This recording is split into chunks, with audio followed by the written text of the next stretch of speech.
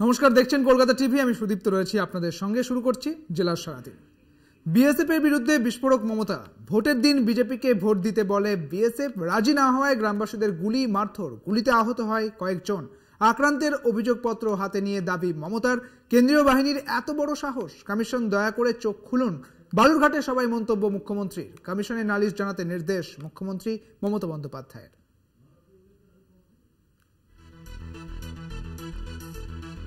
BSF এর বিরুদ্ধে বিস্ফোরক মুখ্যমন্ত্রী। ভোটের দিন বিজেপিকে ভোট দিতে বলে বিএসএফ, রাজি না হওয়ায় গ্রামবাসীদের গুলি মারধর, গুলিতে আহত হন কয়েকজন।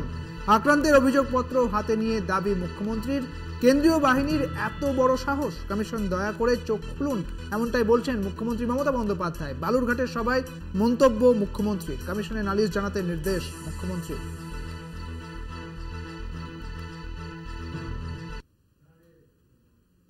কাছে কমপ্লেন আছে, আফতাবউদ্দিন মিয়া কমপ্লেন করছে যে 19 তারিখে দুপুর 12টার সময় আমাদের গ্রামে হঠাৎ করে 4-5 জন বিএসএফ ক্যাম্প ব্যাটালিয়ন থেকে বেরিয়ে বিএসএফ ঢুকে পড়ে উক্ত সময় আমাদের গ্রামে মহিলারা ও লোকজন মাঠে কৃষিকার্য অবস্থায় ছিলেন। বিএসএফরা আমাদের লোকজনকে ডাক দিলে কিছু লোক তাদের কাছে যায়, তারা বিজেপিকে ভোট দেওয়ার জন্য চাপ সৃষ্টি করতে থাকে। তখন আমাদের গ্রামের উপপ্রধান উক্ত স্থানে এসে দাঁড়ান, উক্ত ঘটনার প্রতিবাদ করেন।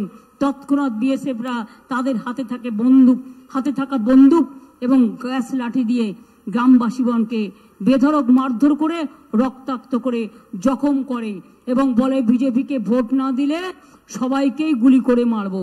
এত সাহস! ছেড়ে দেবেন সাধারণ মানুষ? What is this going on? একটা nuisance is going on. What nuisance is going on? This is the complain letter of the victim family, যার গুলি লেগেছে বিএসএফ এর। সে বলছে the villagers are complaining that BSF is asking them to vote for BJP. If not, then they will fire on the villagers. আমি ভেবে পাই না অডাসিটিটা কোথায়। May I request the election commission, please open your eyes.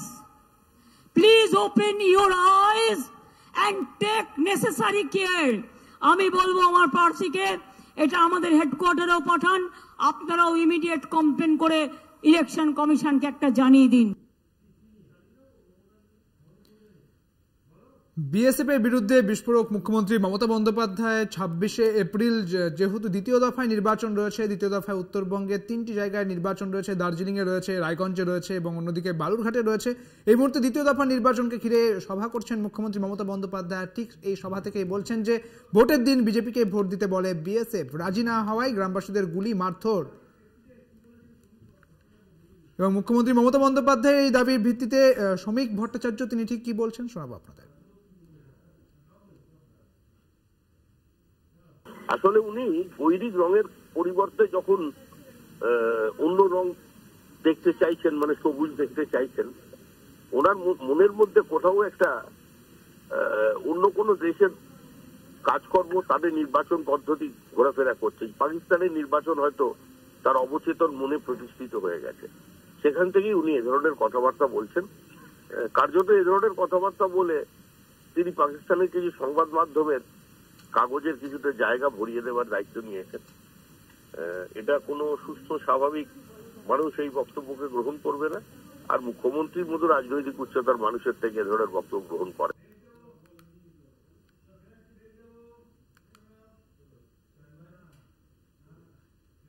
এখন সময় বিরতির, ফিরছি বিরতির পর, সঙ্গে থাকুন। জেলা সারাদিন নিয়ে ফিরে এলাম বিরতির পর।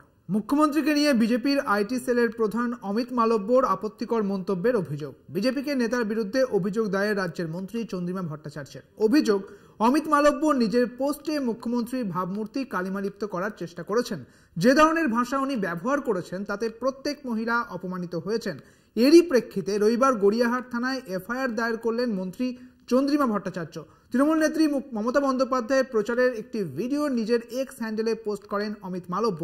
পোস্টে মালব্যের দাবি, জনসভায় অশালীন মন্তব্য করেছেন মুখ্যমন্ত্রী।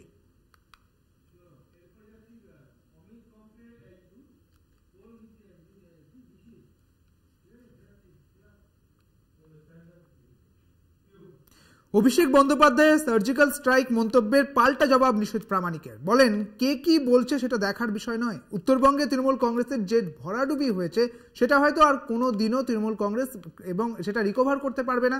প্রসঙ্গত, লোকসভা ভোটের আবহে সার্জিক্যাল স্ট্রাইকের হুঁশিয়ারি দিয়েছিলেন তৃণমূলের সর্বভারতীয় সাধারণ সম্পাদক অভিষেক বন্দ্যোপাধ্যায়। বলেছিলেন, 2019 সালে মোদিজি বলেছিলেন সার্জিক্যাল স্ট্রাইক। 19শে এপ্রিল বাংলা বিরোধীদের বিরুদ্ধে কোচবিহার, আলিপুরদুয়ার, জলপাইগুড়ি মানুষ সার্জিক্যাল স্ট্রাইক চালিয়েছে। তারই এবার পাল্টা জবাব দিলেন কোচবিহারের বিজেপি প্রার্থী নিশীথ প্রামাণিক।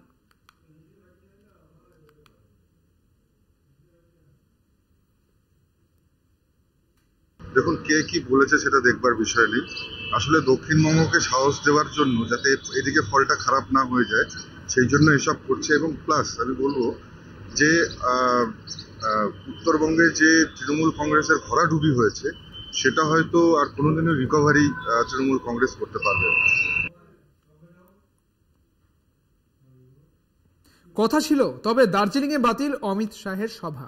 আবহাওয়া খারাপ থাকায় নামতে পারেনি কাফটার। তবে সশরীরে সবাই উপস্থিত না হতে পারলেও দার্জিলিংবাসীর জন্য ফোনে বার্তা পাঠালেন স্বরাষ্ট্রমন্ত্রী। গোর্খাদের উদ্দেশ্যে ফোনে বিশেষ বার্তা কেন্দ্রীয় স্বরাষ্ট্রমন্ত্রী। গোর্খাদের ন্যায়ের লড়াইয়ে তাদের পাশে আছেন, গোর্খাদের ন্যায় দেবে সংবিধানই আশ্বাস দিলেন অমিত শাহ। और मैं ये बात अपने गोरखा परिवारों से कहना चाहता हूं कि आपके न्याय की लड़ाई में हम आपके साथ हैं। हमें सुनिश्चित करेंगे कि आपको न्याय मिले। भारत का संविधान ही आपको न्याय देगा। हम क्षेत्र के सारी समस्याओं के समाधान के लिए प्रतिबद्ध है और 11 छुटी हुई गोरखा उप जनजातियों को ट्राइबल में समाहित करने की आपकी जो मांग है वो भी अभी कंसिडरेशन में इस पर विचार चल रहा है। मोदी जी ने दार्जिलिंग के टूरिज्म के लिए ढेर सारी योजनाएं बनाई हैं। पहाड़ के विकास के लिए और चाय बागान के श्रमिकों के लिए भी हमने ढेर सारी योजनाएं बनाई। हम श्रम कानून भी लेकर आए, मगर तृणमूल कांग्रेस उसको जमीन पर नहीं उतरने दे रही। भाइयों और बहनों, मैं आपको आश्वस्त करता हूं कि कम्युनिस्ट और तृणमूल दोनों ने इस पहाड़ को रक्त रंजीत किया था। आप हमारे साथ रहिए। हमारे गोरखा युवा राजू बीच को जिताइए।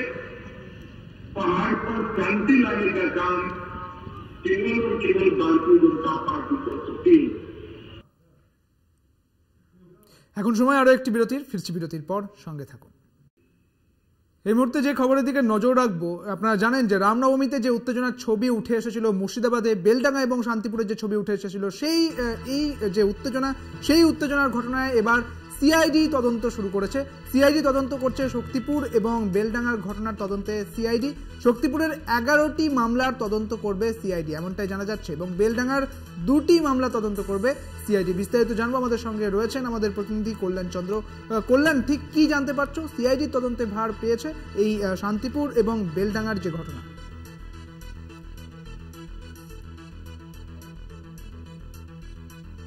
বোমাবাজির ঘটনা ঘটেছিল এবং ওই ঘটনায় বেশ কয়েকজন যারা মিছিলে ছিলেন অংশগ্রহণকারী এবং স্থানীয় মানুষ আহত হন, তাদের মুর্শিদাবাদ মেডিকেল কলেজ হাসপাতালে ভর্তি করা হয়।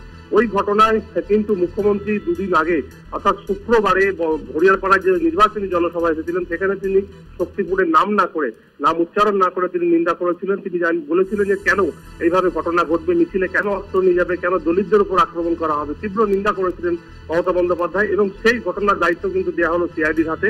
আজকে বিকেলে সিআইডির একটি টিম শক্তিপুর উদ্দেশ্যে রওনা হয়েছে এবং শক্তিপুরের ওই ঘটনায় 11টি মামলায় মোট 7 জনকে গ্রেপ্তার করা হয়েছিল।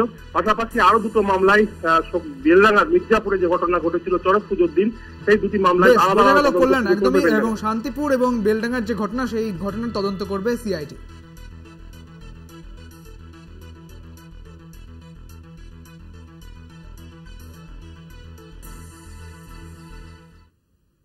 জেলা সারাদিন এখন এই পর্যন্তই। দেখতে থাকুন কলকাতা টিভি, রাত দিন 7 দিন।